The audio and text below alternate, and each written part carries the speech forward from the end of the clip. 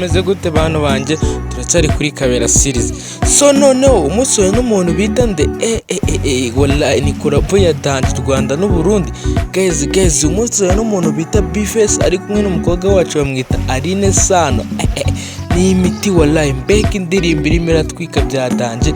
Ni indirimbo imaze amasaha abiri igiye hanze bahita Ndakwikundira, indirimbo iri kuri channel y'umuntu bita Bface official kuri YouTube, mugende muyirebe. Guys ari kumwe na Alyn Sano, mbega umuteguro byahatari.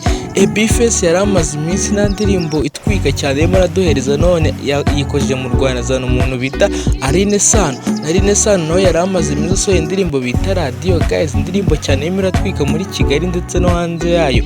Ni indirimbo nziza cyane iri kuri platform yiwe Alyn Sano, mugende muyirebe. None twigarukiye ku muntu bita Bface. Guys abanyarwanda n'abarundi umunsi bafatanye mu bantu mwiza byahatari.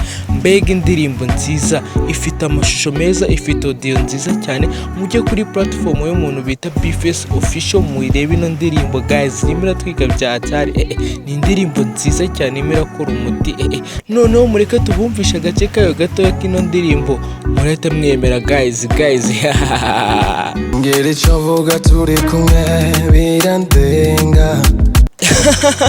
Nemeye byatari. Bface na Alyn Sano Ndakwikundira ni indirimbo nziza cyane imira twika hano hanze. Guys nanjye nemeye, namwe rimwe musigaye kwemera. Guys mbega umuteguro.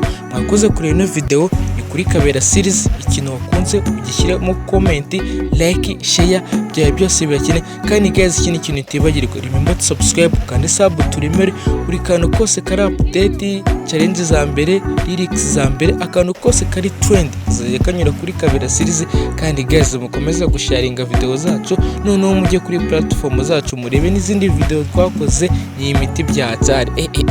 Guys noneho nge nemeye, noneho mureke dusubikirano, tuzasubukura ubutaha. Ni Alyn Sano na Bface dukomeza turebe ino ndirimbo turi kumwe. Ciao.